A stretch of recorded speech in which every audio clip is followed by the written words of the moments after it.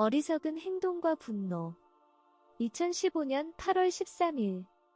유튜브 가족 여러분, 여러분께 용서를 구합니다. 이틀, 아니 사실은 사흘이라는 긴 시간 동안 주님과 함께 시간을 보내지 못해서 주님의 메시지를 여러분에게 전하지 못했습니다. 여러분께 사과드립니다. 이 모든 게 제 어리석음 때문입니다. 주황색 머리카락과 튀어나온 광대, 코와 모자를 사서 자주 써야 할 것 같습니다. 제 어리석음은 끝이 없는 것 같으니까요. 지난 3일간 집안 곳곳이 소란스러웠는데 여러분의 기도 덕분에 평온을 되찾은 것 같습니다. 하지만 주님이 오실 것을 기다리며 지금 우리가 살고 있는 집의 주인의 지시에 따라 살아야 하는데 집주인이 부탁한 대로 하려는 열심에 진짜 알을 낳았습니다. 아시다시피 우리 앞집에는 5년째 우리와 함께 살고 있는 84세의 노숙자 여성이 살고 있는데 그녀는 물건을 쌓아두는 문제가 있고 아무데나 오줌을 싸는 작은 개 4마리를 키우고 있습니다. 잠시 후에 설명하겠지만 집주인은 공사 인부들이 앞집 리모델링을 시작할 수 있도록 차를 치워달라고 요청했습니다. 오랜 세월 동안 우리를 이곳에 머물 수 있게 해준 집주인의 동의와 선의를 얻고 싶었던 저는 평판이 좋은 정비공에게 5년 동안 방치되어 있던 그 노인의 차를 수리해달라고 부탁했습니다. 견인차를 기다리는 동안 하루 반나절 동안 잠을 못 잔 저는 낮잠을 자기 위해 제 직불카드를 그녀에게 맡기는 실수를 저질렀습니다. 그녀의 이름은 레이린입니다. 견인차가 오면 그 카드로 결제해달라고 부탁했습니다. 그리고는 잠자리에 들었습니다. 잠이 들었는데 몇 시간 후 클레어 라는 소리가 들려서 침대에서 일어나 보니 앞니 몇 개가 빠지고 옷이 더럽고 거칠어 보이는 남자가 내 은행 계좌에서 돈을 찾을 수 없다고 매우 고집스럽게 화를 내며 문 앞에 서서 거칠게 은행 카드를 흔들며 이렇게 말했습니다. 나는 돈이 필요한데 이 카드는 결제가 안 되고 은행에서 돈을 인출할 수 없다고요. 저는 이 남자를 평생 처음 봤습니다. 누군지도 모르겠고 문 앞에서 안절부절 못하고 있었습니다. 레이는 그 뒤에 서 있었는데 커다란 접시에 담긴 순진무구한 파란 눈을 하고 있어요. 레이는 세상에 아무 문제도 없다는 듯 순진무구한 표정으로 그 뒤에 서 있었어요. 레이는 이 남자가 내 배터리를 가져가서 충전하고 있어요. 라고 말했습니다. 저는 그때 이렇게 생각했습니다. 방금 월마트에서 그 배터리를 샀는데 가격도 비쌌는데 이젠 우리 배터리도 떨어지겠구나. 저는 레이에게 말했습니다. 레이 뭐 하는 거예요? 그리고 이 남자는 누구예요? 라고 물으며 제 직불카드를 뺏으려고 손을 뻗었습니다. 그녀는 글쎄요, 이 남자가 제 차를 고칠 수 있다고 했어요. 라고 말했습니다. 하지만 레이, 견인차를 기다리라고 했잖아요. 이미 정비공과 약속이 잡혀 있는데 무슨 생각으로 이렇게 하는 거예요? 그렇지만 이 남자가 내 차를 고칠 수 있다고 해서. 이때 그 남자는 크게 화를 내며 말했어요. 여기 뭔가 의심스러운 일이 벌어지고 있네. 당신들 정말 이상한데. 사회보장연금을 훔치려는 거 아니야? 맞아, 그런 일을 하고 있는 거야. 확실히 뭔가 수상해. 레이는 사회보장연금을 받을 수 없고 정부와는 아무런 관련이 없으며 지난 5년 동안 저희 예산으로 그녀를 돌봐왔습니다. 사실 주님께서 그녀를 돌봐주셨던 것이죠. 하지만 이 남자는 우리가 그녀를 속이고 나쁜 짓을 하고 있다고 생각하는 게 분명했습니다. 은행에 있는 돈은 레이의 돈인데 우리가 그걸 가로채서 사용하고 있다고 생각했어요. 저는 그에게 어디서 온 사람인지 물었지만 명확한 대답을 해주지 않았습니다. 그는 자신이 이 지역 자갈채 취장 주인의 아들 중 한 명이라고 말했습니다. 그 말을 듣고 저는 생각했지요. 알았어요. 하지만 그게 진짜인가요? 아니면 사기를 치는 건가요? 라고 생각했어요. 그러자 그는 차에 시동을 걸려면 $200가 필요해요. 부품을 사야 하거든요. 말했는데 저는 그에게 당신에게 한 푼도 안 줄 거예요. 라고 말했습니다. 저는 레이에게 이 남자는 어디서 온 사람이에요? 라고 물었습니다. 그녀는 순진하게 모르겠어요. 그냥 어디선가 나타나서 제 차를 고쳐준다고 했어요. 제 마음은 피곤하고 화가 났습니다. 외모와 행동으로 사람을 판단하는 제 마음은 이 사람이 레이를 이용하기 위해 나타난 사기꾼이라는 결론에 도달했습니다. 전에도 우리 집 진입로에서 그런 상황을 많이 겪었거든요. 푸드뱅크 일을 하다 보니 다양한 사람들을 만나게 되죠. 그리고 그 당시 저는 이미 판단력이 흐려져 있었어요.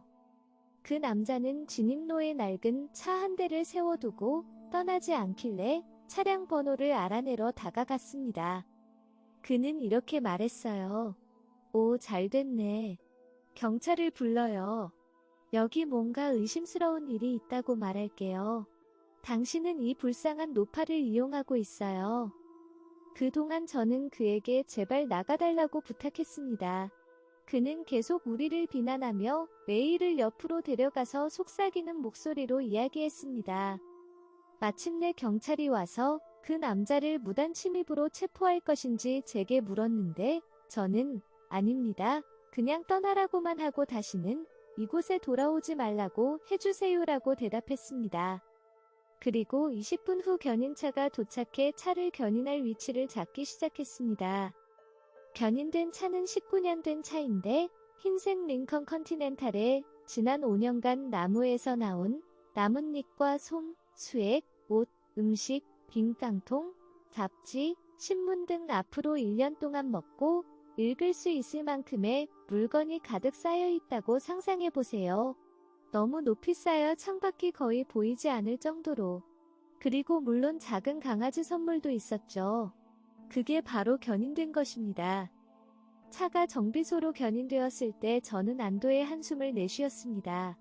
그런데 30분 후에 전화가 울렸어요. 부인 정비공이 이 차를 수리할 수 없답니다. 아무도 이 차 근처에는 가지 않겠다고 합니다.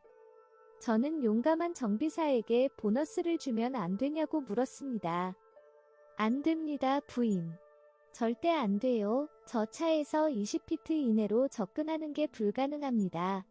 우리가 작업하기 전에 당신이 와서 차를 청소해야 할 것입니다. 그레이트.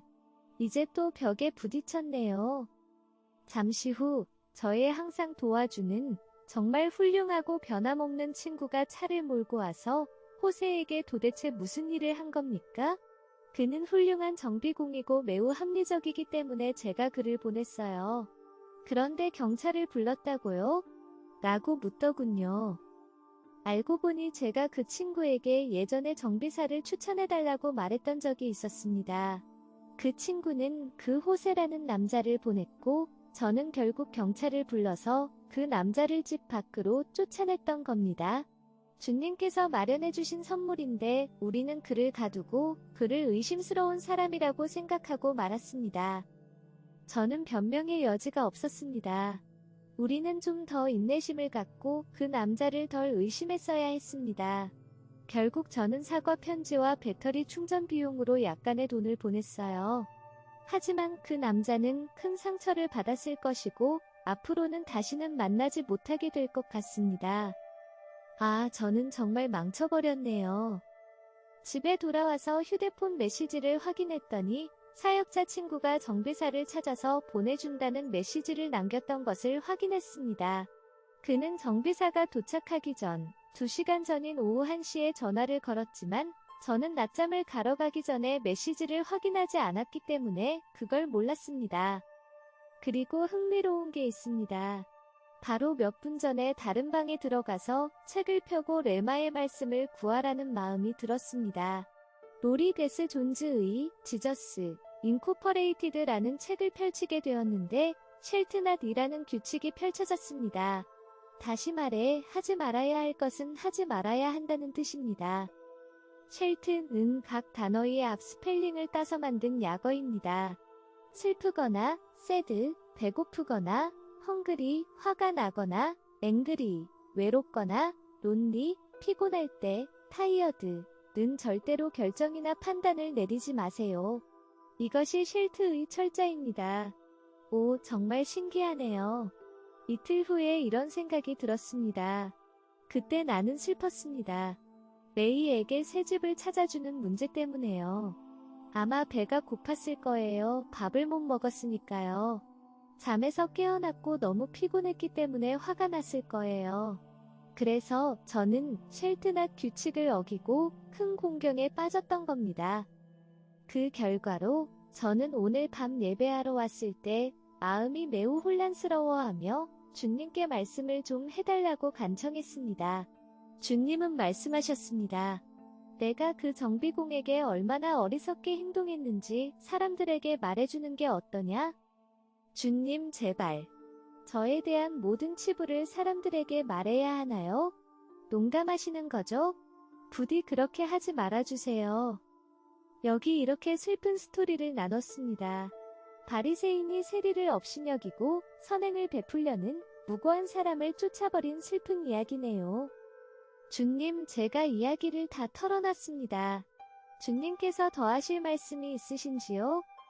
그러자 주님께서 말씀하셨습니다.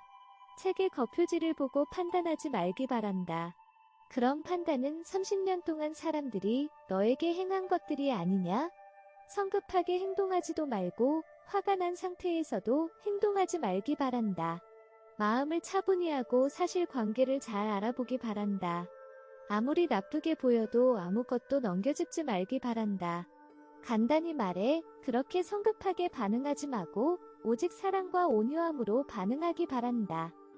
나는 여전히 너를 사랑한다. 주님이 이 말씀을 하시는 동안 저는 야고보서 1장 20절 말씀이 떠올랐습니다. 사람이 성내는 것이 하나님의 의를 이루지 못함이라.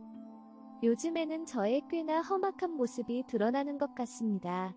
주님, 죄송합니다. 저는 화를 잘 내는 사람인 것 같아요. 저는 그런 사람이 아니라고 생각했는데 제가 확실히 화를 잘 내는 사람인 것 같아요. 저는 옳지 못한 결정을 순간적으로 내리는 경우가 있는데 주님께서 도와주셨으면 하는 부분입니다. 저는 사람들에게 참을성이 없고 사람들을 참지 못하게 되는 경우가 있는데 정말 끔찍한 일입니다. 하지만 주님께서 저를 도와주고 계십니다. 이 일은 제가 놓치고 있던 큰 부분을 보여주신 것 같습니다. 나는 너를 사랑한다. 그리고 나의 신부들 바로 내 몸 된 너희를 사랑한다. 너희의 육체적 본성을 제어하기 바란다. 육체적인 본성을 멈추고 정신과 영을 따라 상황을 평가하기 바란다.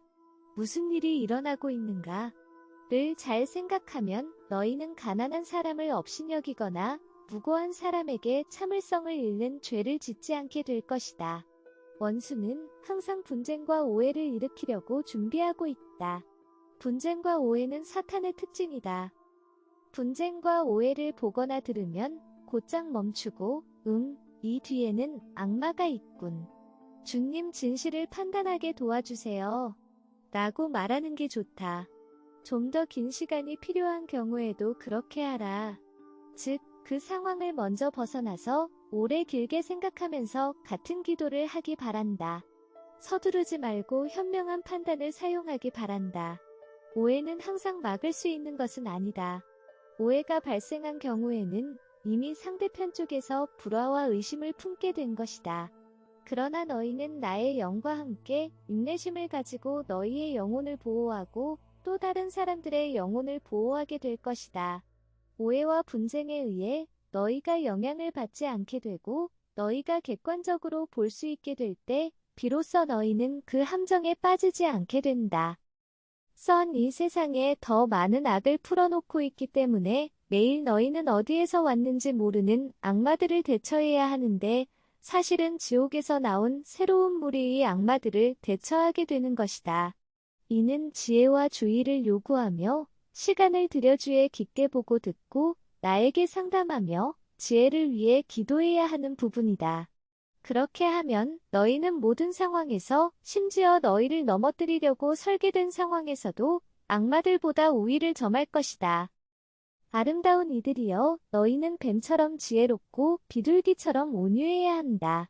그러면 너희는 하늘에 계신 아버지께 영광을 돌리고 내 이름에 가장 큰 영광을 돌리게 될 것이다. 평안 가운데 있고 적의 올무에 걸리지 않도록 경계하기 바란다. 너희에게 참을 성과 이해로 축복한다. 내 손에서 이 축복을 받아라. 그리고 꼭 지켜라. 원수는 분노의 순간에 그것을 빼앗으려고 할 것이다.